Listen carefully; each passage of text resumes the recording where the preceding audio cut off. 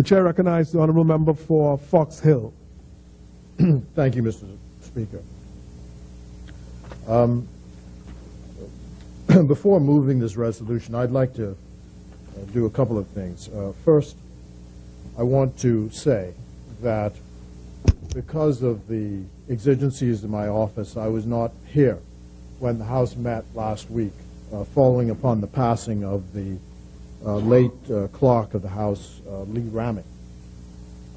And so I was unable, with other colleagues, the Right Honourable Member for Centerville, Right Honourable Member for West Grand Bahama and Bimini, to pay respects to the memory of our late clerk, Lee Ramey. And I wish to do so now. He is from the Valley, the area from which I hail. He is my exact same age, and I was fortunate enough to be with his mother, Ola, following his death, and with his sister, Linda, and nephew, Tyrone Jr., and all the other members of the family.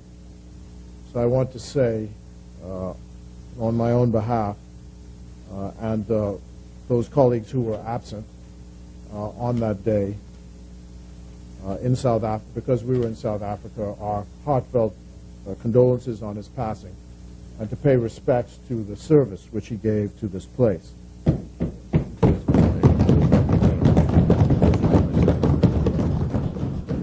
And I pass on those condolences to his wife and family.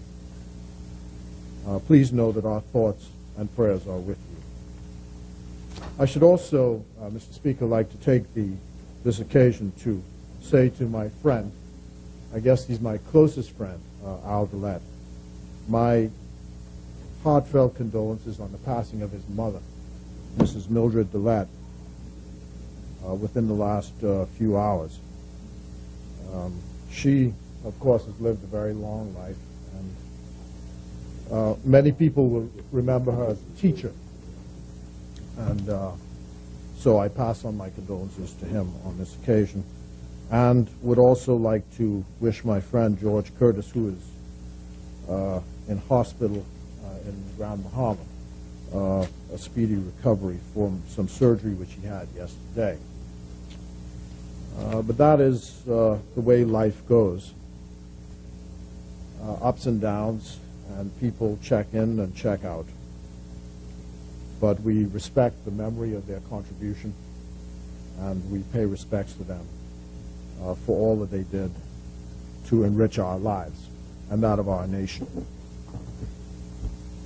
Resolved, Mr. Speaker, that the people and the representatives of the Commonwealth of the Bahamas express their profound thanks to God for the life of Nelson Mandela, who lived between the years 1918 to 2013. A patriot, a champion of South Africa, advocate for freedom around the world.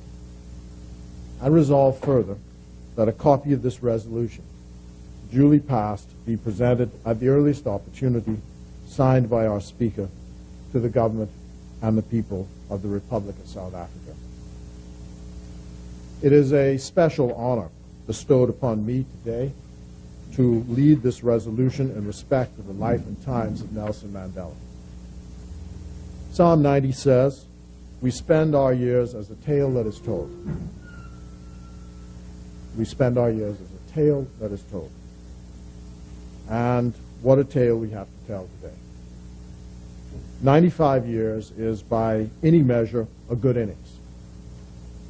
The resolution says it properly, in that the people of the Commonwealth of the Bahamas and their duly elected representatives give thanks to God for the life of Nelson Mandela.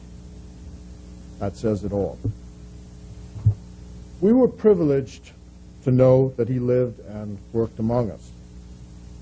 We are proud to know that, having come into this world a humble shepherd boy in the hills of KwaZulu-Natal in the year 1918, he left this world having fulfilled all that could have been expected of a shepherd boy, with the whole panoply of the state arrayed behind him as he took his final rest in the hills of Kudu.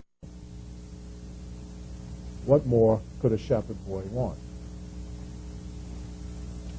In our lifetime, in the lifetimes of each and every one of us gathered here today, I am certain that there are moments in our life, in our lives, when we have been extraordinarily privileged to have been part of the fabric of history.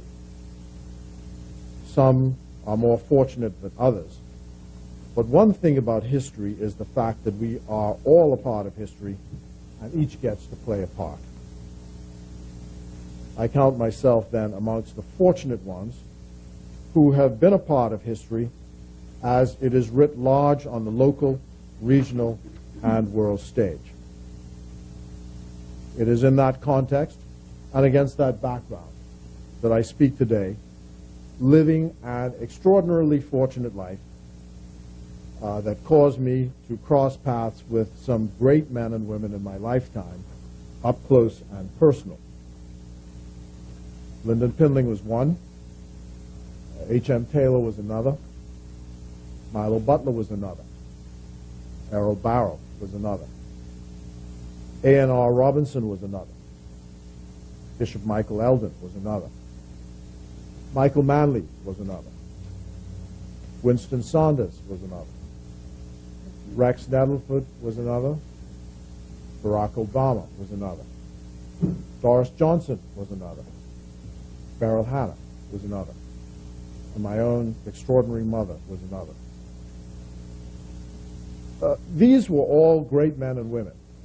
And I am sure that if you pressed, you could come up with a list of people you consider that have influenced the course of your life to the extent that it has enriched your life and made you a better person.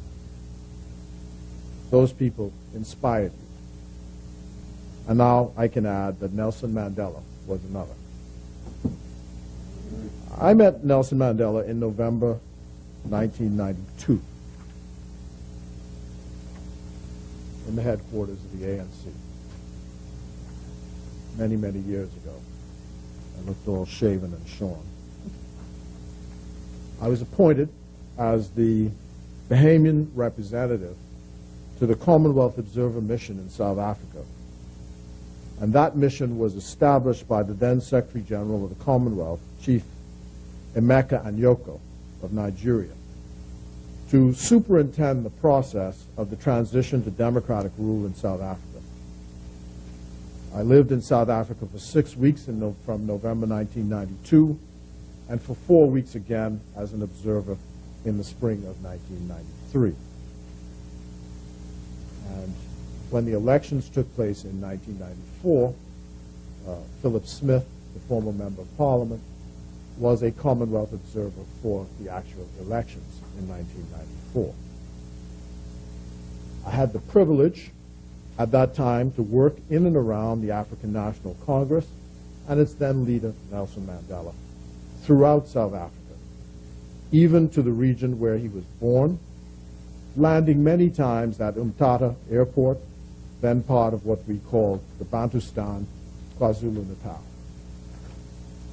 I got to see him up close and personal, as they say, got to see him work, and I was able to do something then which I could never have thought possible when I started out in the anti-apartheid movement in the Bahamas back in 1978, which was to deliver a personal letter to Mr. Mandela from the honorary chair of our committee, the late Beryl Hannah, who was then the wife of the Deputy Prime Minister of the Bahamas, the Honourable Arthur Hannah. Mr. Mandela, in turn, kindly wrote a letter back to Mrs. Hannah, personally thanking her for her part in leading the struggle against apartheid in the Bahamas, which letter I was able to deliver to her. That letter was framed, and I believe remains in her office today at 80 Hannah & Co., even though, of course, both Mr. Mandela and Mrs. Hannah have passed on. So today, I am proud, privileged really, to be able to stand here and move this resolution because by any measure, what we did together in the Bahamas in the anti-apartheid movement was a good work.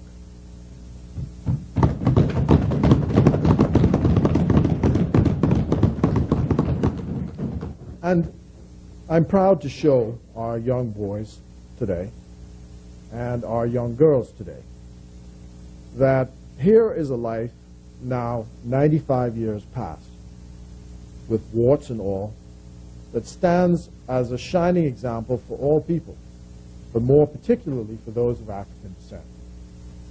It shows you that you can come from humble circumstances, a shepherd boy, and rise up by dint of hard work, devotion, and providence, and make something of yourself.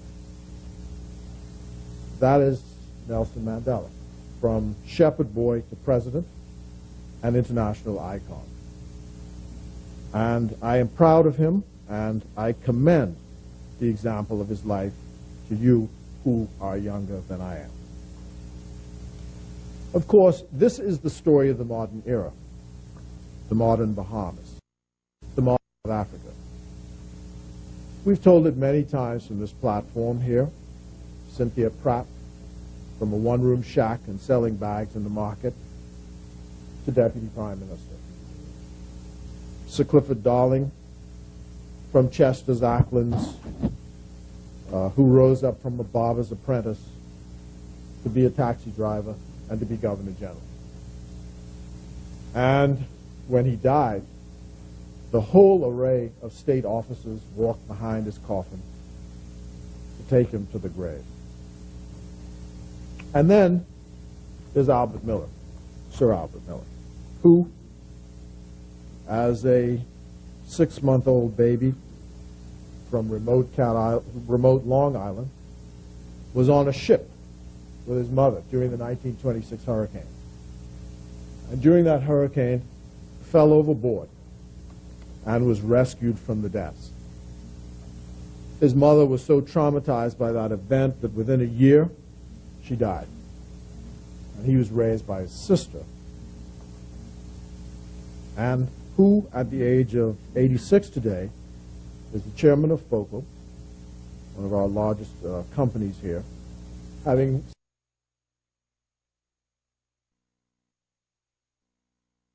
the Grand Bahama Port Authority. So, we spend our years as a tale that is told. I believe it was in the spring of 1978 that I convened a meeting in the boardroom of the Broadcasting Corporation of the Bahamas, where I was then engaged as Director of Public Affairs. My recollection is that at that meeting were the Member of Parliament for West Grand Bahama, Dr. Sandra Dean Patterson, Vern Dovell, Philip Smith, who was then chairman of the board, Beryl Hanna, and Marion Bethel. No doubt there may be some names that I've forgotten. It was that group that were convened on the steps of the House of Assembly sometime, I believe, in the spring of 1978, who announced that they had formed themselves into a group called the Bahamas Committee on Southern Africa to fight for the freedom and independence of Namibia, then known as Southwest Africa, Zimbabwe, then known as Rhodesia, and South Africa. My involvement in this had come against the backdrop of the fight while in university for the Portuguese to give up their colonies Mozambique and Angola and Guinea-Bissau in Africa. That came quickly after the collapse of the Portuguese dictatorship in 1974. And in rapid succession, Guinea-Bissau, Angola, and Mozambique were free and independent. When we all gathered on the steps here at the House of Assembly, none of us could have imagined, although we hoped for it, that within our lifetime, Nelson Mandela would be a free man and that we would see a free South Africa. But we got to see it in our lifetimes. When we marched in the streets, there were few of us. People, it seemed, did not know what we were marching for. After all, we're not Africans, or sort of said, and we're not in Africa, they cried. And the anti-Africanists in our midst said that we were wasting our time.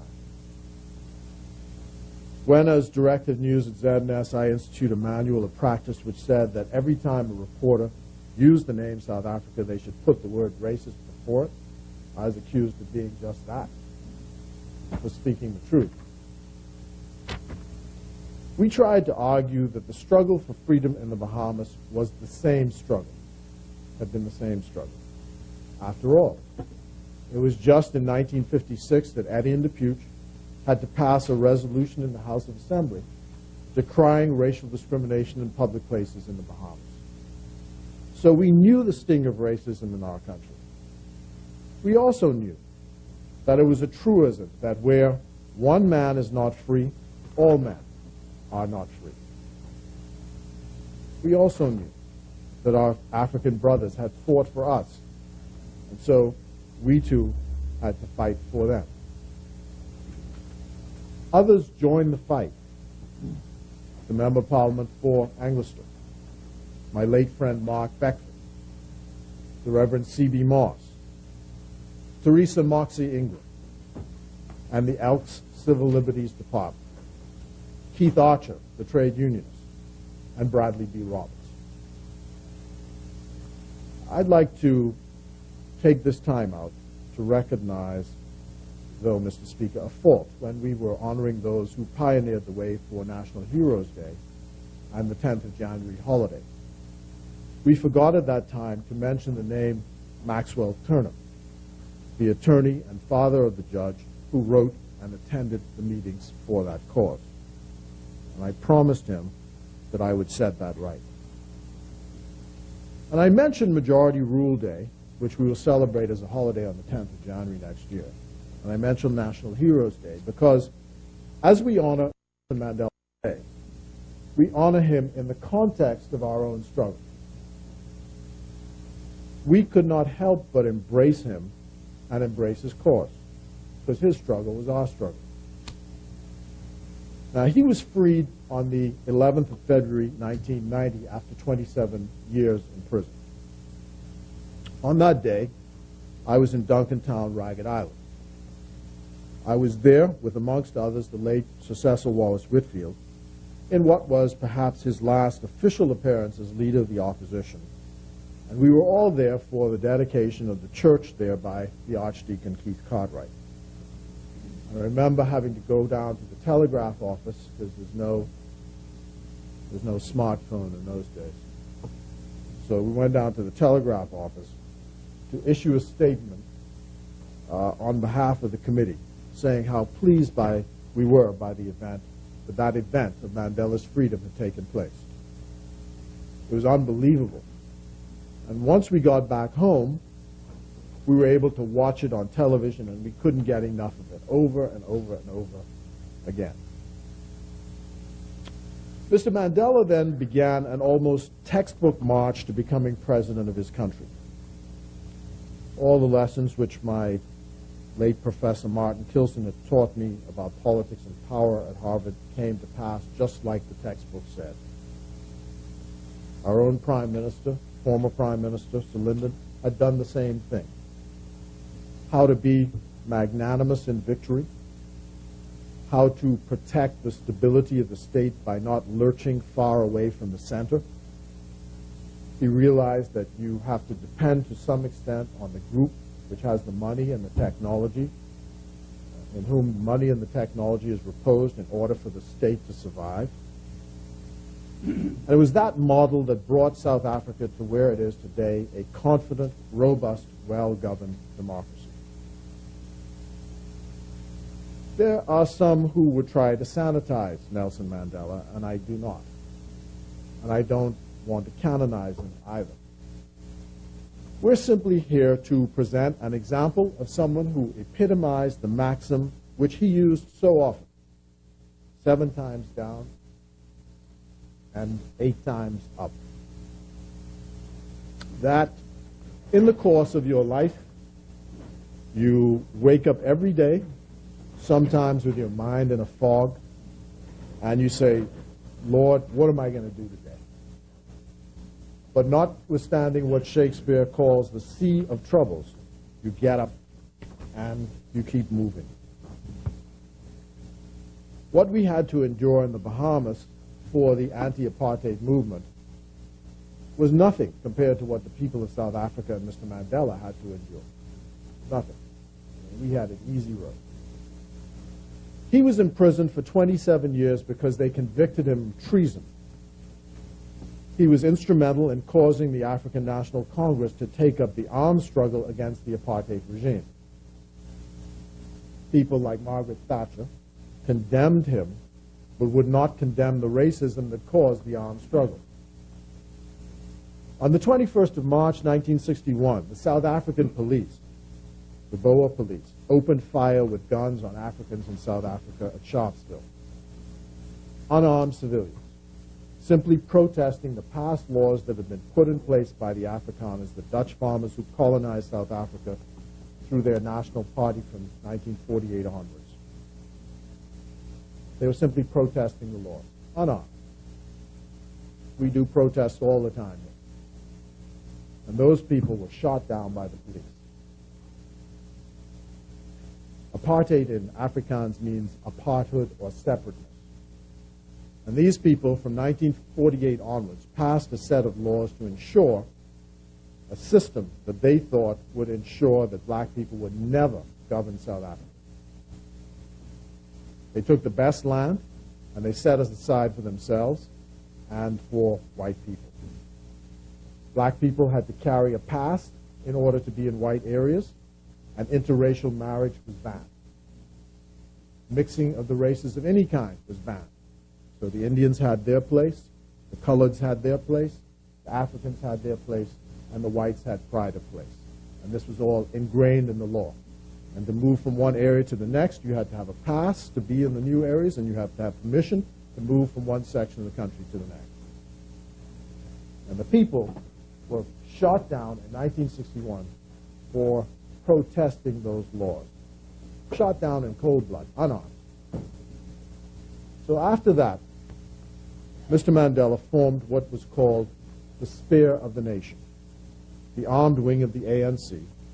And it was having been caught in that effort that the famous Ravona trial took place for treason in 1964, and he delivered these famous words: "I have fought against white domination, and I have fought against black domination.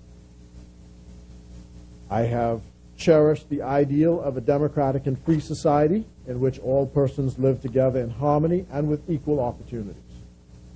It is an ideal which I hope to live for and to achieve. But if it needs be, it is an ideal for which I am prepared to die."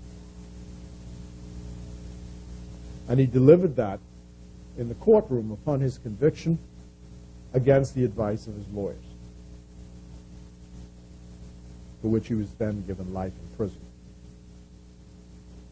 In 1976, the Afrikaners did it again. They tried to force the children of Africans, of Africans in South Africa to learn Afrikaans as a mandatory part of their curriculum. And there was a revolt in the streets. Now, you can imagine this. Your captors or your overlords say to you, and not only now you're going to be confined to your areas, but you have to learn and speak our language as a mandatory obligation in school. So the children refused to go to school, and they took to the streets in protest. And again, the Afrikaners responded by shooting them down in the streets.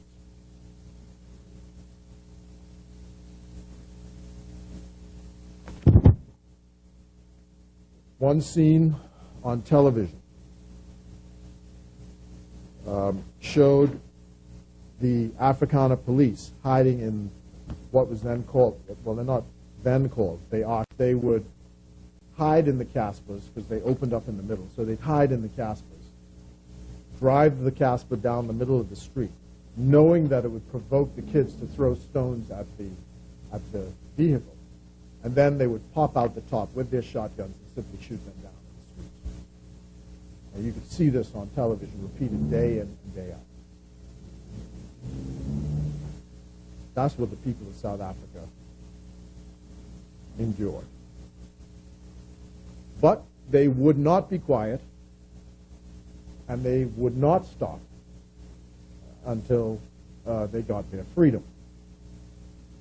And we did what we could from this side. In this connection, then, a demonstration was held on the 11th of September 1981 in Nassau in front of the Tribune. The Tribune's then editor was Sir Etienne de Puech, the very same man who had championed the end to racial discrimination in the Bahamas back in 1956. He was supported and was an advocate of the South Africa Foundation, which is the propaganda arm of the South African government. And they invited him to South Africa, and he took a number of trips there. He became an honorary white during his visit. He wrote glowing reports in his editorials about the progress that was being made in South Africa, and I put progress in quotes. But it did the job of Africana propaganda. It sanitized the racism of the South African state. In one article, he claimed that Africans had a special biological feature which enabled them to store water in their bottoms and thereby survive long journeys across the desert. So, my colleagues and I decided that we would hold a demonstration to protest this errant nonsense and to draw attention to the fact that the Bahamas did not support what was being done in South Africa. In a Tribune story of that day, I wrote, and I quote, written by Athena Damianos, and I, of course, adopted as my own. Copy of the article here. There on that day was Bradley Roberts, Beryl Hannah, Gladys Manuel, myself, Mark Beckford, the member for Eggleston, and Vern Dobbs. Sir Etienne was furious. He came out from his office and he crossed the street and came and shook Mrs. Hannah's hand. We had called his actions despicable by visiting South Africa in those circumstances. And of course, on another occasion, we had objected to the late Roy Bowe going to play golf in South Africa in those circumstances. This is what the Tribune reported. Observing the noontime demonstration from his second-story window, Sir Etienne left the building and strolled across the street to shake Mrs. Beryl Hannah's hand. Mrs. Hannah is the wife of the Deputy Prime Minister and Minister of Finance, Arthur Hannah. "I hope you're enjoying yourself," he said. "I want to congratulate you for being a damn fool." "At least I'm not an ass," resorted the Deputy Prime Minister's wife.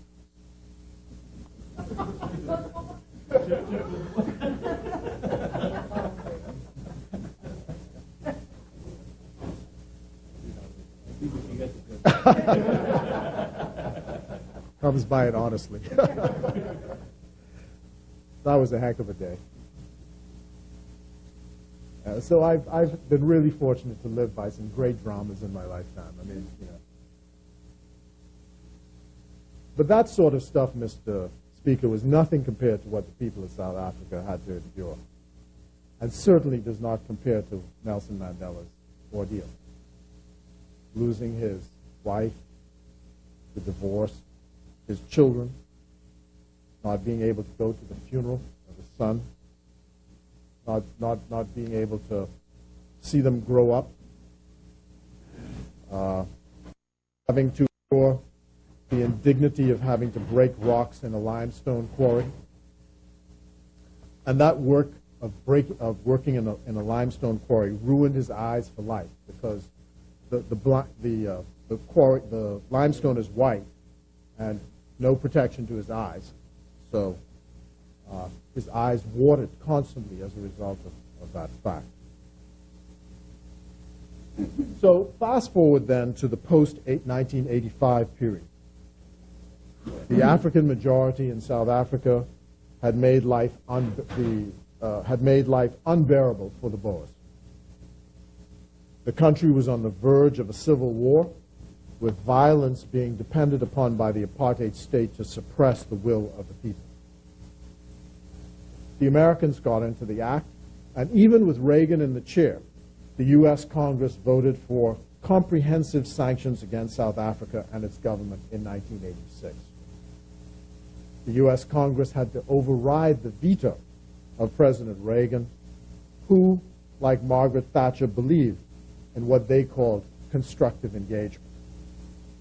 In other words, they believed that by engaging the apartheid state in conversations and negotiations was the better way to persuade them to give up power. The problem of the British and Margaret Thatcher came to a head in Nassau in October 1985, with the Commonwealth Heads of Government Conference in Nassau, the same one that some members' officers did not want the Right Honourable member in this place now to attend in Sri Lanka last month. At that conference in Nassau, Margaret Thatcher, the British Prime Minister, had to capitulate on the issue of sanctions. The Nassau Accords, says Sir Ronald Saunders, writing just last week in the Tribune and the Guardian, was piloted through the Commonwealth Heads of Government Conference by our own Sir Lyndon O. Kimball.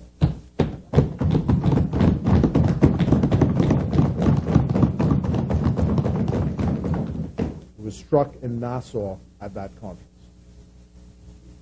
Brian Mulroney, the then Canadian Prime Minister, who we just met in Joburg last week, remembers fondly the work that Sir Lyndon did to ensure that the Eminent Persons Group was established, that the sanctions were put in place by the Commonwealth, that a thorough visit and examination of the apartheid state was made and made known to the world. Our Prime Minister did his part. This tiny Bahamas was part of the worldwide effort to bring down the apartheid state. I say this because it's important to me that in my life's work, I believe that the Bahamas cannot stand apart from the rest of the world. Cannot stand apart from the rest of the world. In the end, despite all the social opprobrium against me and others personally, we were on the right side of history.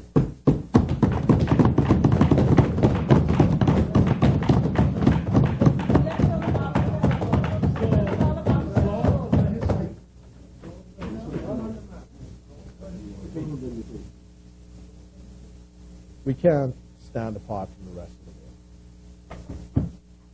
We marched on Mandela's birthday. There were few of us, but we marched.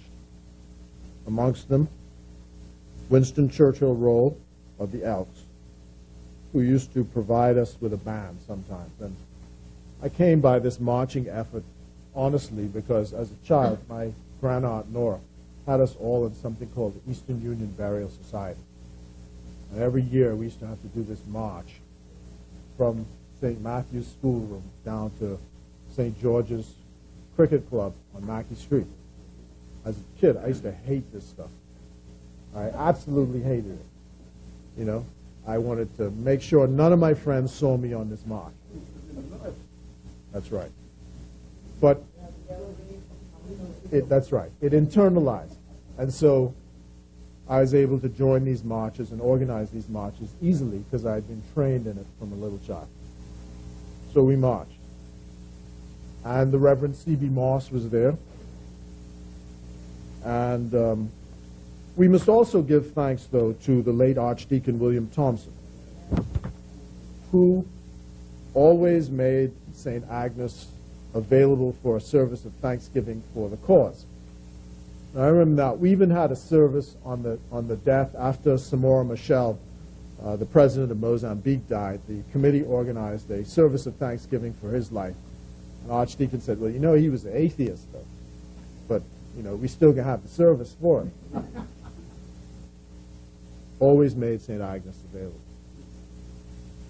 The African traditions run strong in our country.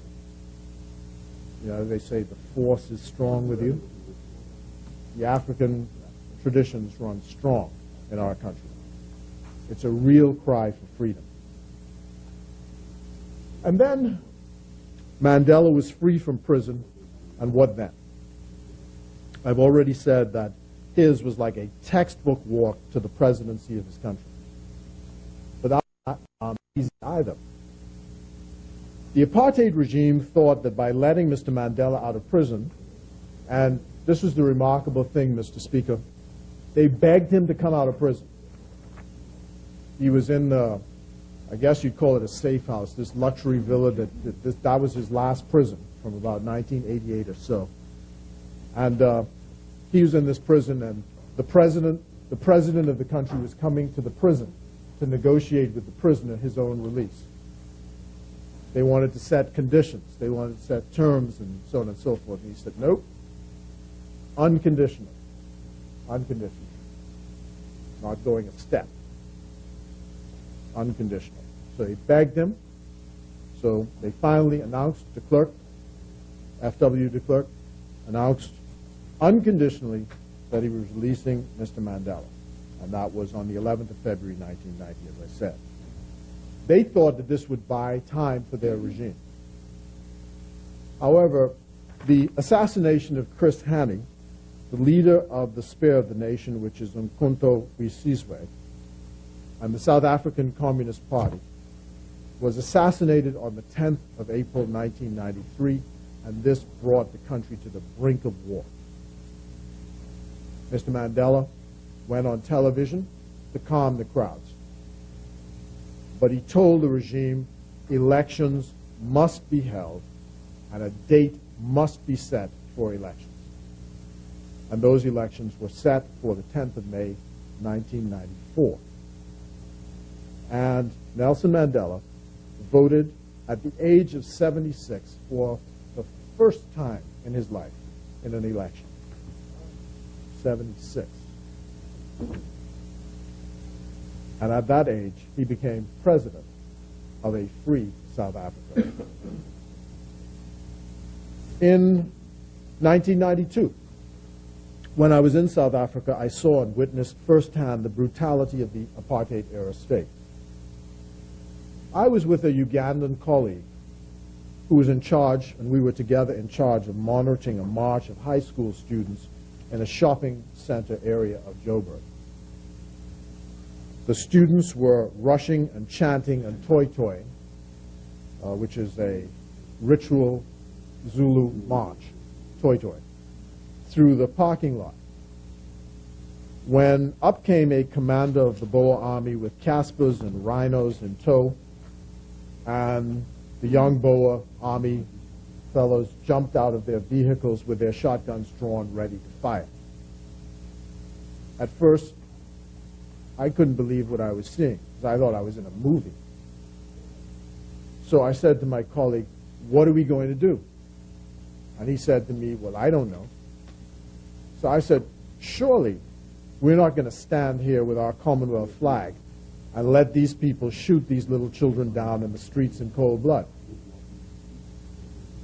He agreed, and so both of us then moved and stood in front of the soldiers and their guns and told them they were not going to shoot down anyone there that day unless they shot us as well.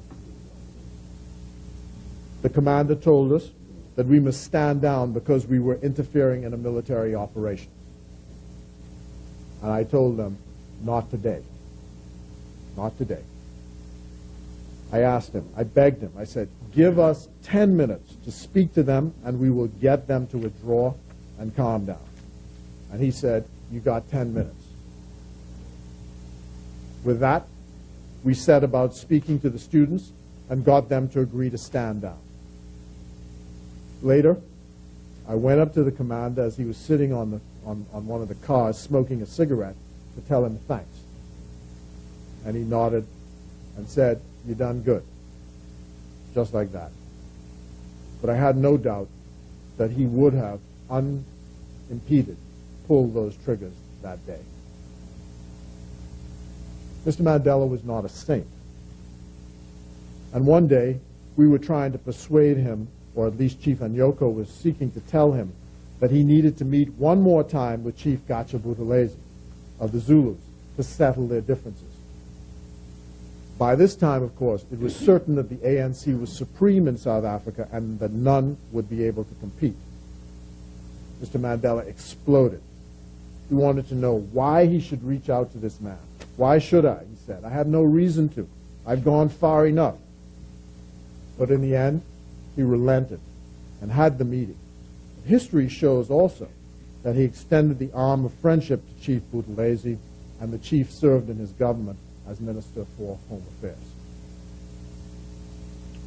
Mr. Mandela came to the Bahamas in 1993 and stayed at Life at Key. He was adored by the Bahamian community. He adored us. He went to Junkanoo and was feted by our own Junkanoo kings, Gus Cooper, Bola Francis, and Jackson Burnside. It was an incredibly moving moment. By that time, Hubert Ingram was in the chair, and Sir Lyndon was the leader of the opposition. But Mr. Mandela, despite advice to the contrary from his official minders, visited Sir Lyndon's home and thanked him for the role he played in the anti-apartheid struggle.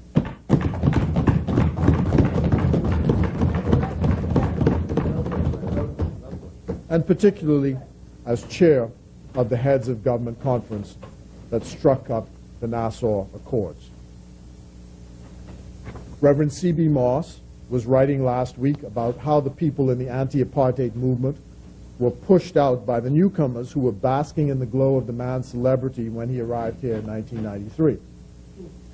Said he's standing up, watching from afar Mr. Mandela speak at the College of the Bahamas, and he thought, well, I hope I get a chance to shake his hand while he's here. But he couldn't get anywhere near close. But he said, that's okay. Like all of us, it didn't matter.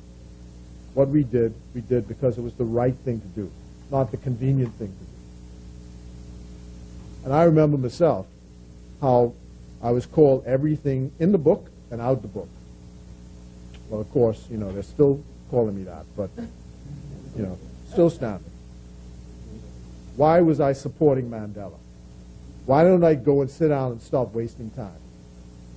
And then when Mr. Mandela landed at the airport, I was literally pushed out of the way by the elites trying to get to go shake his hand. Later that night, I got a call from the late Roger Caron of the Tribune to ask the Tribune now, did I think I could get an interview with Mr. Mandela for him? Wonders never cease, I thought.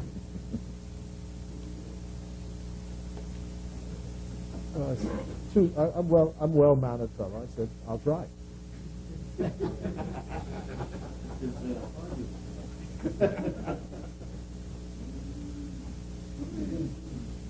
That's the thought I carried with me to South Africa when I traveled with Right Honourable Prime Minister and the member for West Grand Bahama. Wonders never cease. Wonders never cease.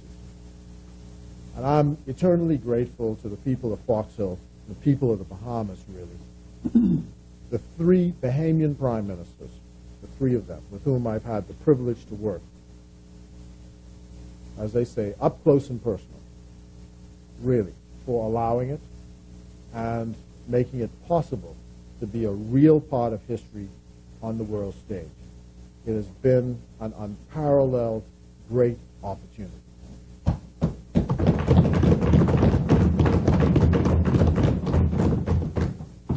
The Sunday before I left for South Africa, I presented at St. Anselm's Church a rosary which was given to me by the Pope and blessed by him, which I passed on to one of my constituents, Mrs. Sheila Rowe, who is a devout Roman Catholic. The Pope had said to me, I will pray for you, you pray for me. I was pleased that day beyond measure in a Roman Catholic Mass for Monsignor Preston Moss, who my father is his godfather when he was an Anglican, and who is my friend of long standing, announced in a Roman Catholic Mass at the end of the Mass to the congregation that he was extending condolences to me on the death of Mr. Mandela. He said that he knew that Mr. Mandela was my friend, and that the loss was not just of someone on the world stage, but a personal loss. And later, before I left the church, he gave his blessing upon my forehead for a safe journey to Africa. Incredibly moving again, and I'm deeply grateful.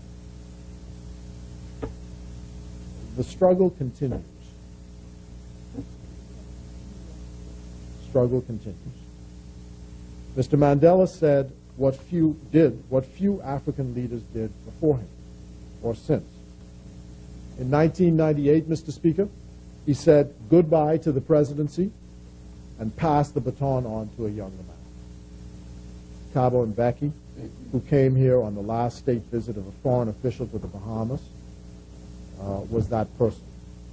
And I know we are in discussions ongoing with his successor for our own Prime Minister to pay a reciprocal visit to South Africa on the 20th anniversary of the founding of South African democracy next year. Mr. Mandela didn't stop fighting, even though he was not in the presidency. He had to oppose his own colleagues in the ANC in the fight against HIV and AIDS.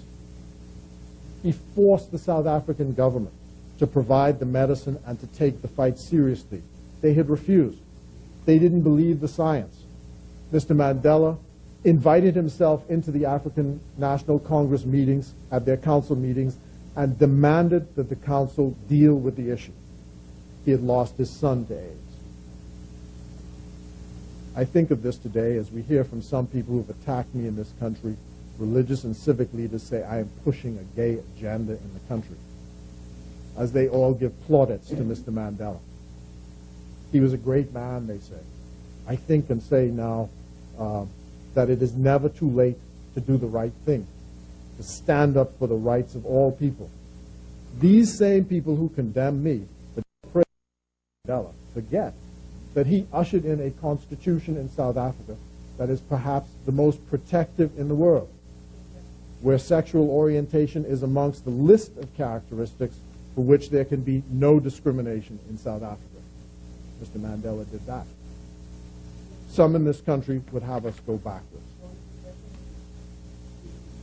We must take from Mr. Mandela's life the need to always fight against prejudice and to rise above prejudice and to fight for tolerance and to fight for the rights of all people. Mr. Speaker, during the course of this statement, you see a lot of younger faces sitting in the gallery. I used to look like that a long time ago. A long time ago. But I asked the Permanent Secretary to ask, amongst them are the new recruits to the Ministry of Foreign Affairs. And it seems to me important on occasions like this for people to get a grounding in where their country is and to be able to have the rare opportunity to sit and watch history as it unfolds. I don't know what fire will catch or what ideas will catch, but it's important for us to bequeath to them a set of values which they can embrace and build upon as they go on in their careers. So they'll get to see today my colleague and friend, the member for West Grand Bahama and Bimini. We were, in 1978, colleagues of the Broadcasting Corporation of the Bahamas. Today, we are ministers in the government of the Bahamas. They'll get to see the Prime Minister speak and wind up this debate, having led us and our delegation to the funeral of this great icon, walking in the footsteps of the late Sir Lyndon Pinley, who led the anti-apartheid fight here in the Bahamas. And I talked about 1985. I'm sure the Prime Minister will refer to it, but it was an extraordinary gesture made by the Prime Minister of Trinidad and Tobago, Kamala Prasad Bissessa, who utilized a 767 Caribbean Airlines jet and flew direct from Port of Spain to Johannesburg, free of charge to any Caribbean Prime Minister, head of government, and his delegation who wished to attend. And several delegations, including our own, took advantage of the opportunity, including our own Prime Minister, the President of Haiti, and the Deputy Prime Ministers of St. Lucia and Grenada, and the Foreign Minister of Barbados. And CARICOM had a full delegation because the President of Guyana was there, and so was the Prime Minister of Jamaica, Portia Simpson Miller. So, Bahamians are better off today because Mr. Mandela passed this way. The world is better off because Mandela passed this way. African people are better off because Mandela passed this way. The power of the man is shown in this story, which I hope causes you to smile. We were lining up, all of us, Mr. Speaker, as to which buses we were going to go in the presidential lodge. And yes, it was buses that we had to go on to view the body of the late South African leader. So the public officials of the South Africa came out and they said, now, the way this is going to go is that royalty will go in the buses first, followed by heads of state, followed by heads of government, and then followed by foreign ministers. So they went over this several times, very elaborate. So after she's finished making the announcement, she says, now, is the King of the Netherlands here? And he raised his hand. He said, here. So she said, you go in that, your bus is in that direction. And then she said, are there any other kings and queens in the room? We thought it was a hilarious moment, but it tells you the standing of the numbers of people. I mean, can you imagine? Are there any other kings and queens in the room? So, this man brought the entire world out for his funeral. So, Mr. Speaker, in moving this motion, I commend the life of Nelson Mandela to the young Bahamians as an example of never giving up. It is a story that you can always look for success in the offing. We have no choice. Our whole life is have to. We have to succeed. And that is the story of Nelson Mandela.